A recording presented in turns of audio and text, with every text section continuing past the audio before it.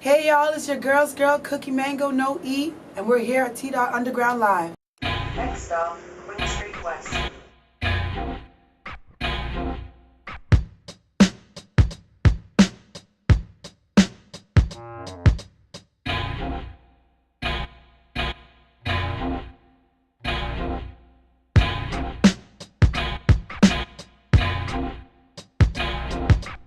This interview is brought to you by Connect the Dot Showcase. T.Underground VIP passes to all events available this week. Check out T.Underground.ca for more info and access to VIP passes. Hey, what's going on, everyone? It's DJ Twist the Hustle from T.Underground Media. Cookie Mango couldn't be here today, so I'm going to be the one running the interviews. So check this out. Our next guest that we have here is Dewitt. He's a local political figure in the community trying to do the damn thing. So we're going to check him out just now. Hey everyone, it's DJ Twist the Hustle from T.Underground Media. I'm here today with Dewitt Lee. How's it going? So, you're pretty much part of the political scene in the Toronto area, correct? Indeed, indeed. Okay, so again, from anyone who doesn't know you, can you introduce yourself? Very good. Well, thank you very much for having me. It's a true pleasure. Salute everyone that's watching. My name is Dewitt Lee III. I'm a two-time mayoral candidate here in the great city of Toronto. That's 2010 and 2014. That's actually when Toronto started to really catch the world's attention. It was one of the most politically charged few years that in political issue that I even know of, and we were there. We were in the middle of it all, in the middle of the storm, and we were making sure that people knew that they had not only the right to vote, but the responsibility to vote.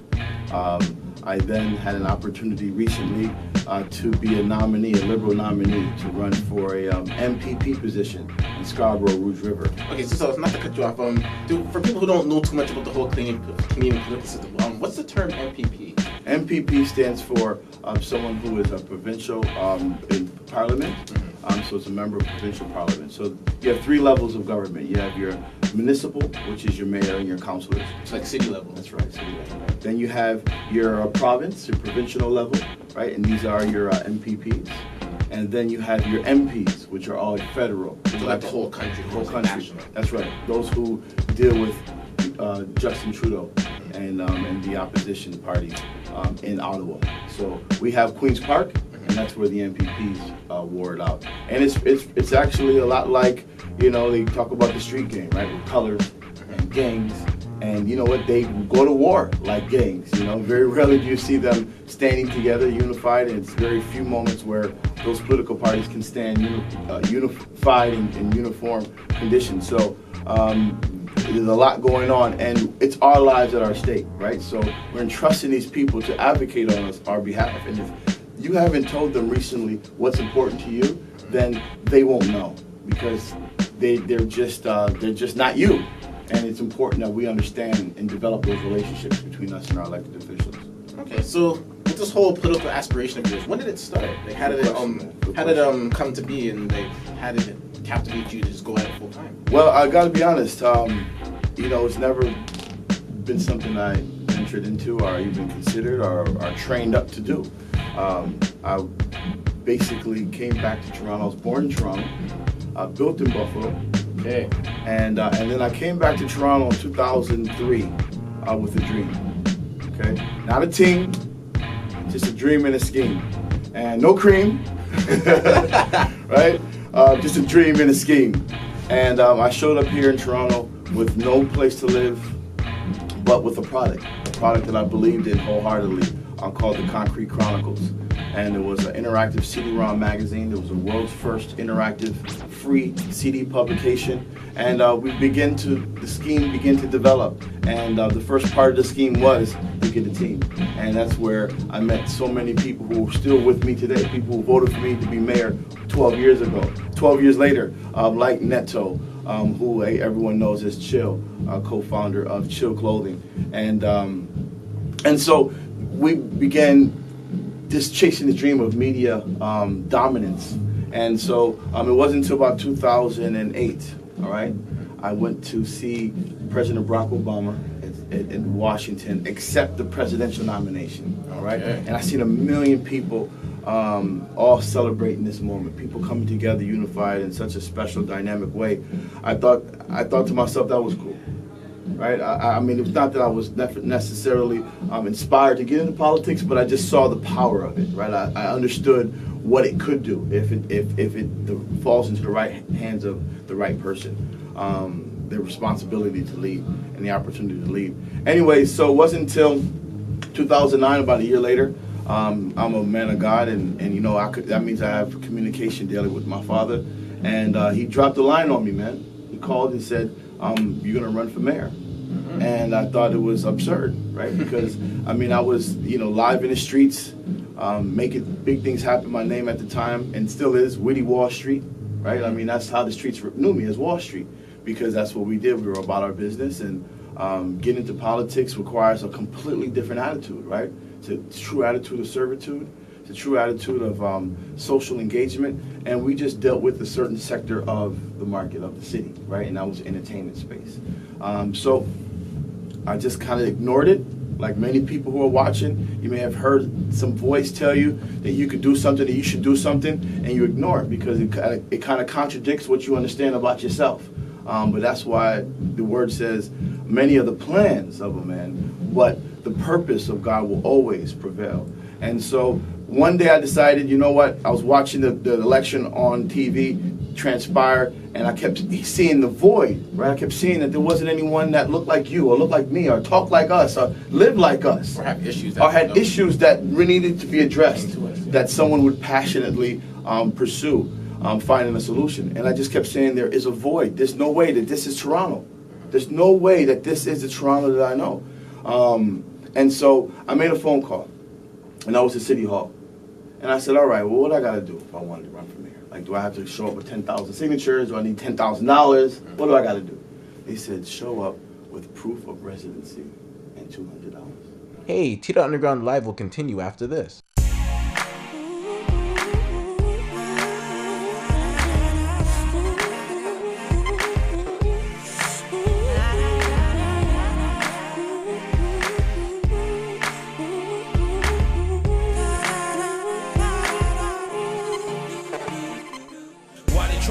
My flow from reaching the top, man, only they know why they got me switching lanes from fast to slow. Why God, only they know who they hating on. Maybe it's him, her, me. No matter, I'ma stand strong, cause I do believe they do got tricks up their sleeves. Well, I'm like Neo, playing this game like a puzzle to get where the grass is much greener.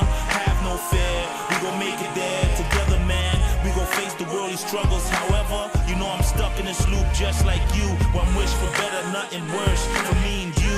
I'm so ambitious, so vicious. In this life we live in, we only got one chance to be our best. Well, I'ma take that chance, open my mouth for you all to feel and understand the man in me. Cause y'all know, closed mouths never gets fed, never.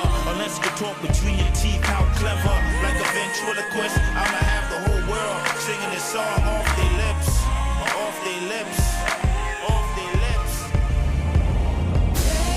Baby, if we try, we can find a way. We can find a way.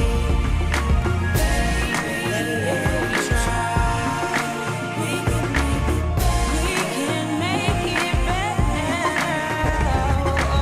You know, like I know, anything's possible for you and I. Is why we got to believe in us, and just maybe we could fly over them haters. That's impossible. Who we got next is we got a person who's doing an interesting web series. It's an action drama called Street Zoo.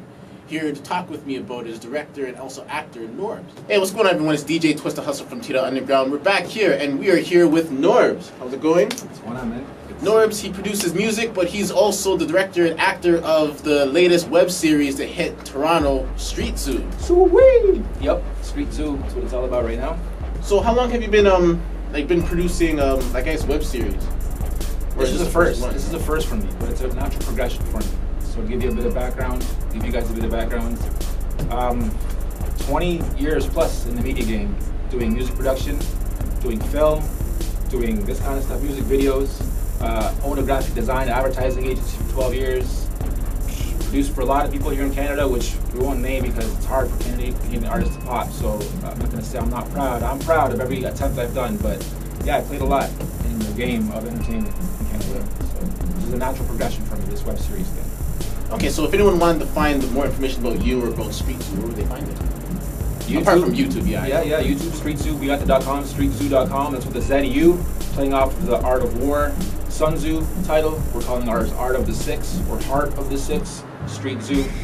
Me personally, I'm usually under the radar. That's why it's probably going to be the first interview you guys have ever seen of me. Even though I'm one of Canada's or Toronto's best kept secrets, I'm under the radar. So I don't do tours, I don't do shows. I have norbs.com, also with a Z, NORBZ.com. You can check out some music and some of my other projects there. Okay, so just to delve in more with Street Zoo, what exactly is Street Zoo for people who don't know? I'm sure people out there watch the Money and Violence, Respect Life, Lanes, Project Heat, all these urban type web series, right? And I'm trying to look at YouTube, be like, Toronto web series. Who's doing this kind of stuff in Toronto? And there's a big gap. And I know why there's a big gap, because it's hard.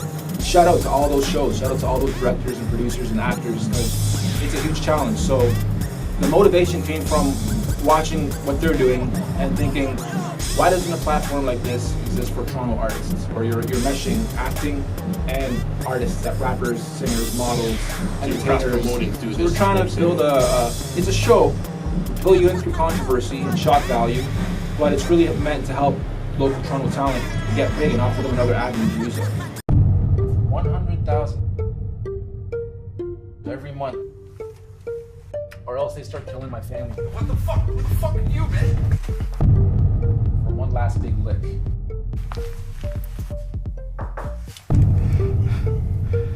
Fuck, 1.6 million. Everyone dies,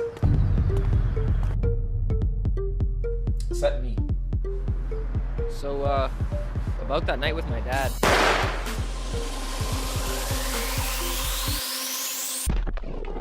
I'm fucked. As I sat there making my newest beat, I thought to myself, how the fuck did I get here? Now here's more of the interview. So the inspiration of Street Zoo, did it have anything to do with like life experiences you experienced, or was this something that you created that was totally fictional, or was it a mix of two? How did you conceptualize Street Zoo? I'm sitting in my studio and I'm actually finished watching one of the episodes of one of the other shows.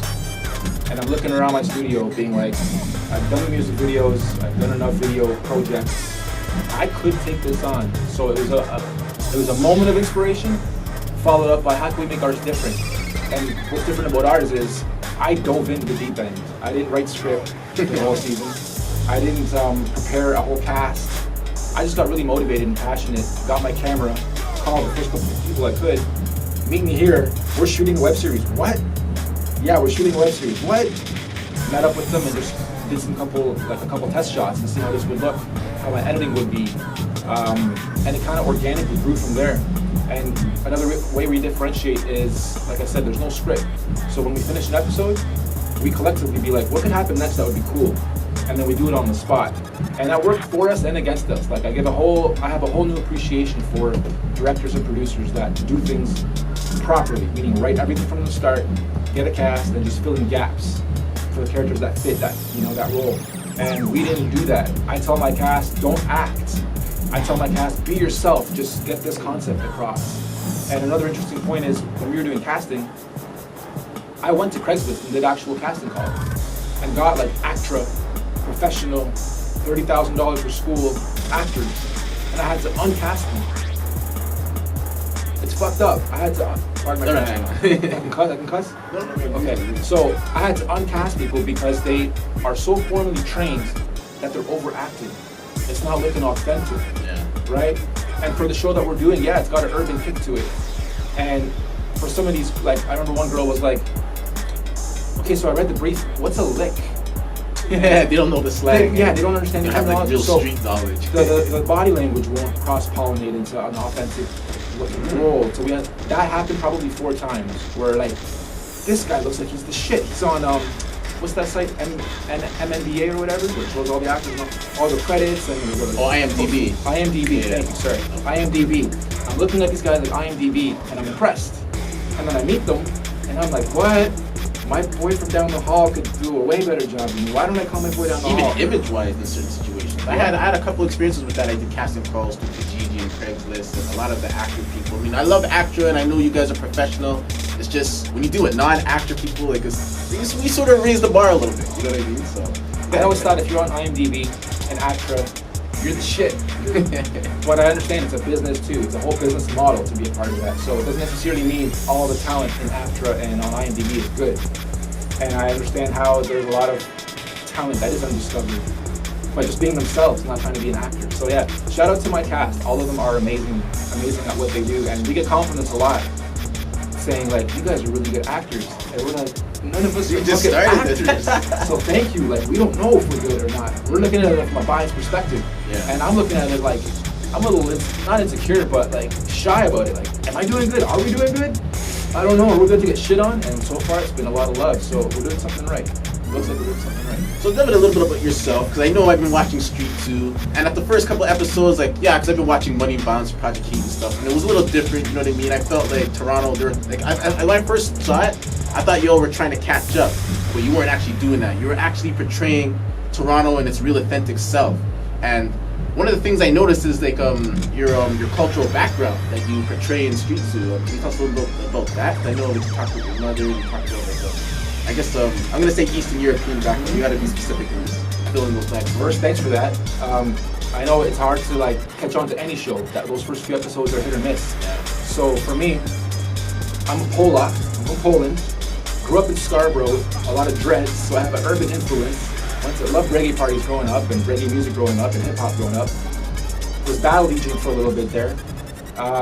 Never could really embrace the I don't want to call it white music or Caucasian music, but for about 5 years of my come up, I spent in the rave scene. And that was where I got a good taste of, okay, like I grew up with a lot of hip hop, R&B, reggae type stuff. Then I got into the rave scene, where it's, you know, drum and bass with jungle or reggae over it. Wow, it lit me up. So I was like, I love this shit. And I started, I'll tell you guys a story exclusive for Tdotunderground here. Hey, we ain't done yet. Check this out. Reason I collect so many girls in my band. I ain't never brought ship and never underprepared. Yeah, they straight sign on me. They just straight crowded. George Bush the grandson of Alistair Crowley. They want you to believe a lot of the enemy Saudi. The enemy of Saudi. The enemy of... Compared to your God, you train a quantum computer. Generating songs live for generations on. Remember me, still in the medicated zone. Forever free, black shot the shotty. For the robbery, I'm already bodies deep. Dream diggers with the show like I'm the can of gasoline. How